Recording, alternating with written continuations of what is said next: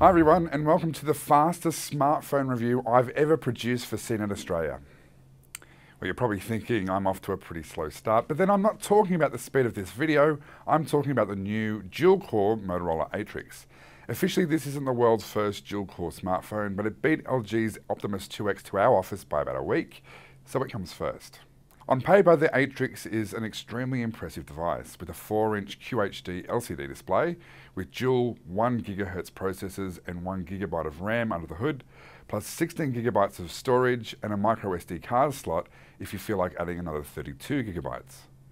In person, the Atrix is nice, but it definitely lacks that wow factor. Its straight slate design looks a lot like the cheaper Motorola Defy, only bigger, and the plastic battery cover gives no illusion of being a more expensive material, though it does help to keep the weight down.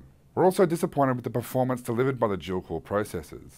While we've seen some excellent benchmarking results compared with other Androids, there's no real gain in performance for everyday tasks. Parts of the phone are really snappy, especially apps that pull info from databases like your contacts, but we're also seeing loads of performance bottlenecks and software instability too, resulting in a couple of hard resets. It's hard to pin these dips in performance onto one thing in particular, but Motorola's Moto Blur software is the obvious culprit. Moto Blur is an account-keeping service that aggregates all of your email and social networking through a remote Motorola server, and though Motorola believes this is more efficient and user-friendly, this is a big downside for us.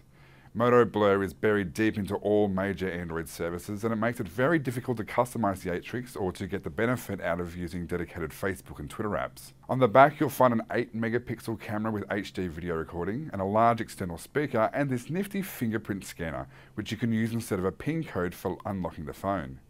Extended connectivity is the real strong suit of the Atrix. Not content with just sticking an HDMI port on the handset, Motorola will release a range of docks to transform your phone into a mini computer. Docking the phone launches one of two dedicated apps, either WebTop, a PC-like app, or an HD multimedia center. These apps are great ideas, but we think it's a shame that you can't choose to turn them off and just view a larger version of your phone's display on a TV or monitor. When it works, which is the vast majority of the time, the Atrix is an excellent Android smartphone. We can only wish this firmware build was more stable and there was an option not to use the heavy-handed Moto Blur software.